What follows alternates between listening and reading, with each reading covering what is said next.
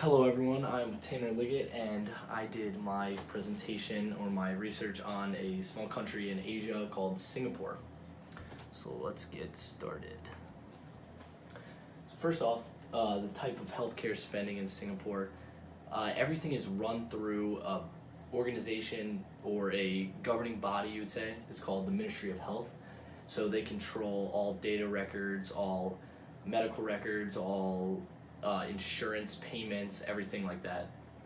So Singapore has public insurance, and everyone is covered by this universal public insurance.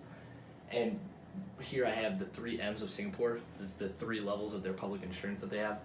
It is MediSave, MediShield, and MediFund. MediSave is the portion of your wages that you make that get put into an account to be used for when you have healthcare related issues. And this wage amount is matched by your employer, so it builds up over some time. So it kind of builds a bank to where if you need healthcare related anything, it will be covered by your MediSave. MediShield is used for when long-term health problems become an issue. So if you need a bunch of different surgeries over time, or you have certain diseases or conditions that last lengthy amount of times, that's where MediShield will come in, and it will help pay in case you don't have enough in your MediSave at that moment. Again, also with MediFund, the last one is sort of similar. It pays for a healthcare related issue that you need urgently that you do not have enough for in your MediSave account at that moment.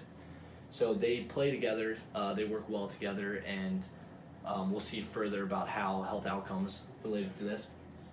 But so also they have private insurance, so they do have a supplemental private insurance that you can buy and add on to the MediShield, the MediFund, and what that does, it'll just add more money into account, or it's basically like the U.S. where you can pick and choose. It'll change based on how much you owe, like co-pays and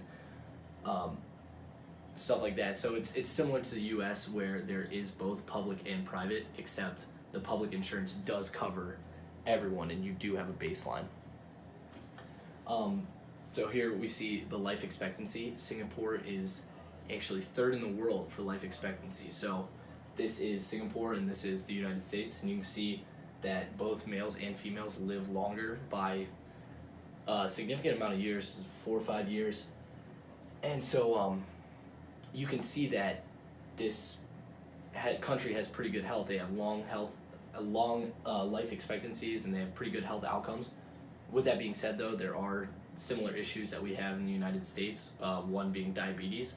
And in this, you see that 400,000 Singaporeans have diabetes. And when you compare that to the 29 million Americans that have it, you say, oh, it's not that much. But comparison, when looking at per 100,000 people, it is a still significant amount of their population that has diabetes.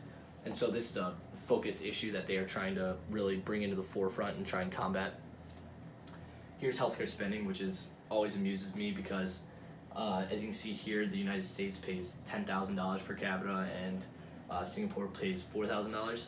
And you would think paying twice as much, you would have better health outcomes, and it's actually reversed, which is hard to understand. And interesting that there are areas like we see in Singapore that are set in place and have better health outcomes spending less. And I think that we should really model our healthcare system after that, because it's been shown to work, and it is shown in examples just like this one.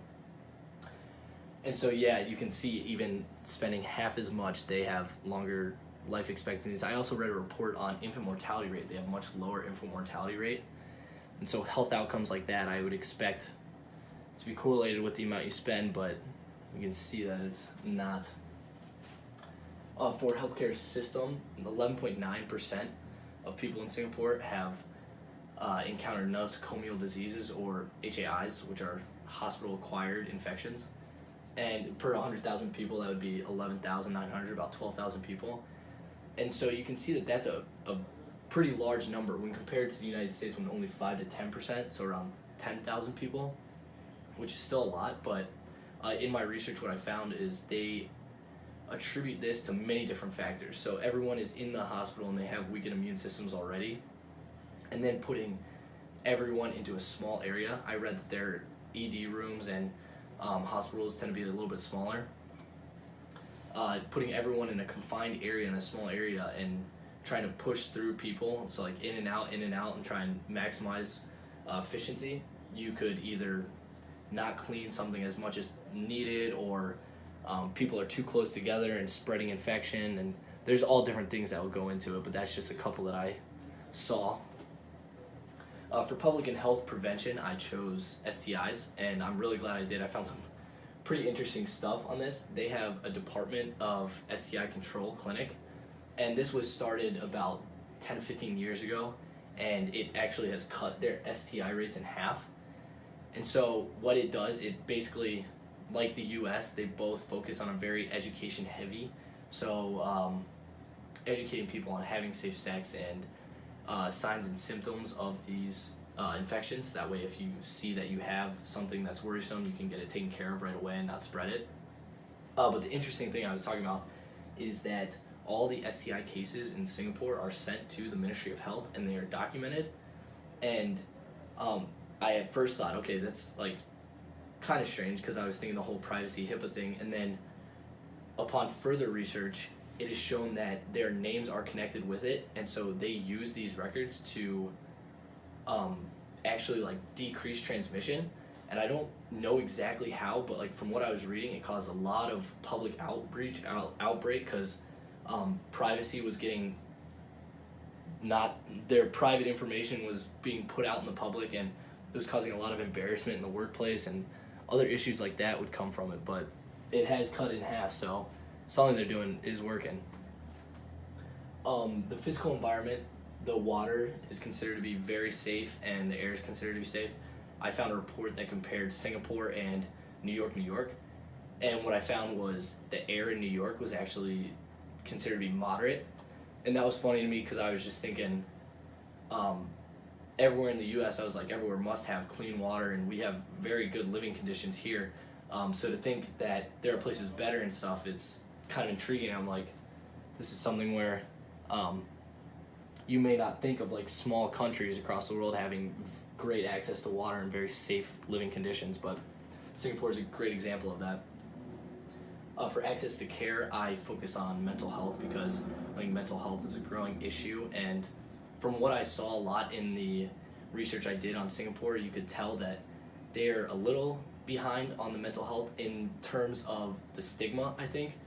A lot of what I read talked about no judgment, and it was a lot of things that didn't need to be said, so it kind of showed that they might still be a step behind in treating mental health and recognizing mental health as a very serious issue.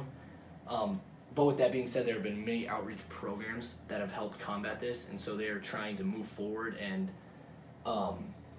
educate people on how these are serious issues and you should go to get help.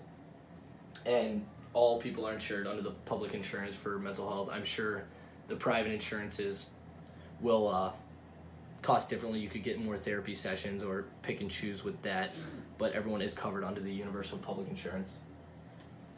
For social and economic, I looked at the unemployment rates, and for Singapore it's 2.1% and US is 4.1%. And I was thinking with a small country there would be a low workforce and a higher rate of unemployment, and I was completely wrong. They actually have much more, like a greater employment rate and a lot less poverty.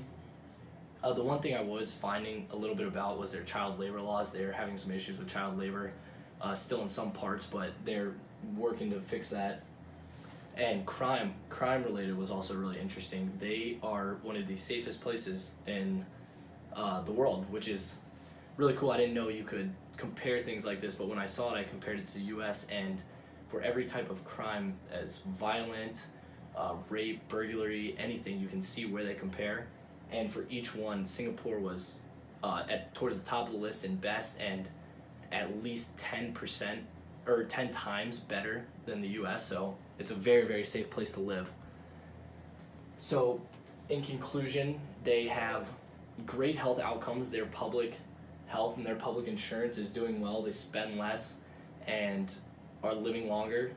There's very safe living conditions, not much crime, not much unemployment, very safe water, very safe air, and if I was planning on moving somewhere, I would definitely consider Singapore.